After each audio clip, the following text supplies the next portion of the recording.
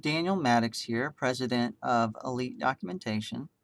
Plain language principle I'll be reviewing today is keep it conversational. Now, you may look at this one and think to yourself, is that really true? Does this principle really apply to me in my line of work? Maybe in legal writing or public health or oil and gas? We got to keep it sounding official. We can't be all cutesy with our language. And maybe that's true. And we remember that plain language principles were put in place chiefly for communication with the general public. What this principle is really saying is that we need to be using language that's familiar to our audience, that makes sense to them, that the terminology and jargon that we use, any language that we use, should make sense to them. For example, if you're having to constantly stop and explain the terminology that you're using, maybe you just need to use some different terminology that makes sense to your users.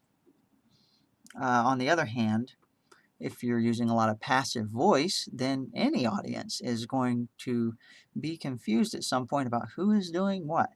So we need to be using active voice, direct language, usually in the present tense, and then back that up with examples that make real to people the meaning of the policy or the procedure that you're communicating.